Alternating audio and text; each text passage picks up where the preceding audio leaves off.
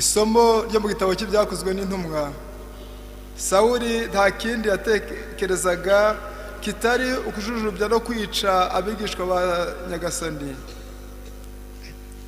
Nuko asanga umuherezabitambo mukuru amusaba inzandiko zo kujya mu rusengero Damasi kugira ngo nagira abahasanga bayobotse iyo nzira, abagabo n'abagore, ababohe abazana i Yerusalemu.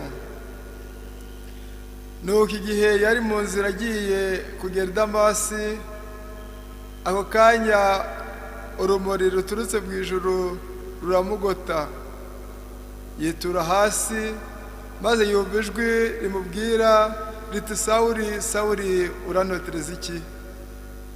Sawuli arabaza ati, urinde Nyagasani? Iryo jwi rirasubiza riti, ndi Yezu uriho utoteza.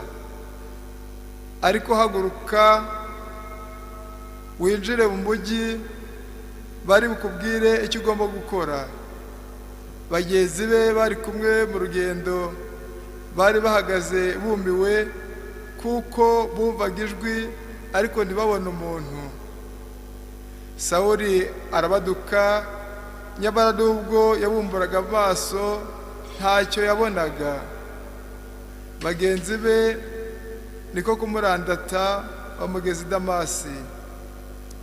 Nuko ahamara iminsi 3 atabona, ntacyo arya nta n'icyo anywa. Aho i Damasi rero hakaba umwigishwa witwaga Ananiya. Nyagasani aramubonekera amuhamagara agira ati, Ananiya. Undi arasubiza ati, ndi hano Nyagasani. Nyagasani aramubwira ati, haguruka ujye mu muhanda witwa ugororotse, ubarize kwa Yuda umuntu witwa Sawuli ukomoka i Tarisi. Ubariho asenga, kandi mu ibonekerwa yabonye umuntu witwa Ananiya yinjira iwe, amuramburiraho ibiganza kugira ngo abone.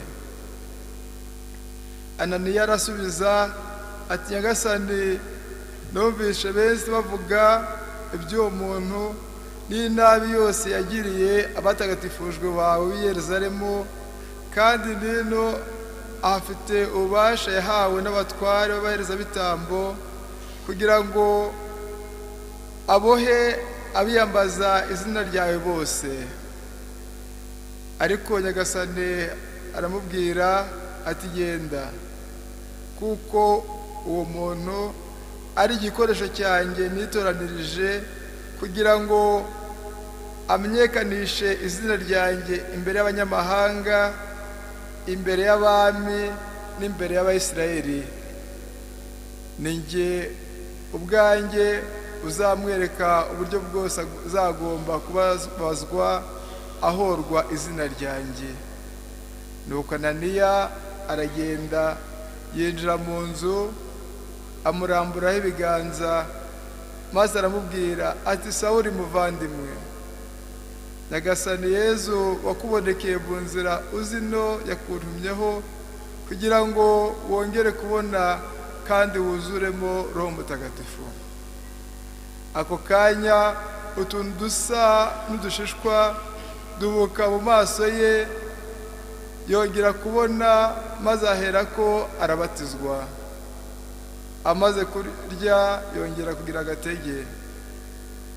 Sawuli amarana iminsi mike n'abigishwa b'i Damasi, maze atangira adatinze kwamamaza mu masengero ko Yezu ari umwana w'Imana. Iryo ni ijambo ry'Imana.